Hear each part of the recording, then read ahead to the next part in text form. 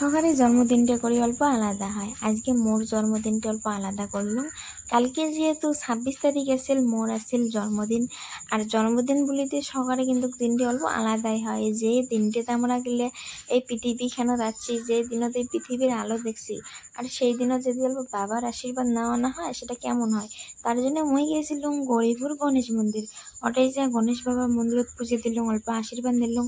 আর এই দুনিয়ার যত মানুষ আছে এই পৃথিবীর সবাইকে যাতে ভালো রাখে, সবাইকে যাতে সুস্থ রাখে, কারো জীবনত কোনো কষ্ট ক্ষতি না দেয়, এটাই আর কি প্রার্থনা করলাম বাবার আগত।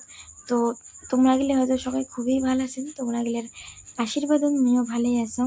আর দেখো এদি পুজো দেওয়ার সাথে সাথে অল্প দেরি মুখ প্রসাদ দিল, এদি প্রসাদ খেলুম, সাথে অল্প থুলুম, কারণ বান্ধবীগুলি আছে আর বাড়ির মোর মা বাবা আছে।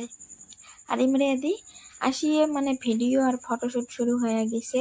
কয় তোরা যে জন্মদিন, তো আমরা যদি ভিডিও না উঠি একটা ফটো না উঠি কেমন হয়।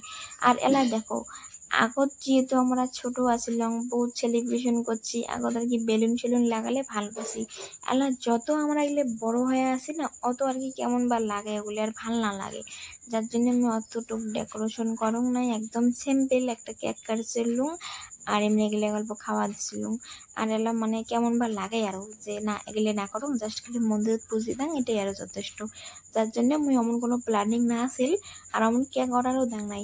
এমনি যেহেতু মোক জোর করি আছে যে বার্থডের দিনত কেক না কাটলে হয়, যার জন্যে মুই আর কি কেকটা দোকান থেকে গিয়ে কিনে আনলাম।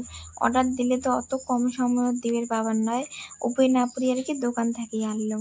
আর এদি এমনি মোক গিফট দিয়ে আছে। দেখো গিফট বা খাওয়া দাওয়া এটা বেশি ইম্পর্টেন্ট না হয়, মেন হচ্ছে তোমরা গেলে আসছেন আর মোক আশীর্বাদ করছেন, এটাই মোর জন্য যথেষ্ট। আর এদি মুই ছোটো মোটো করে অল্প পার্টি দিলুম।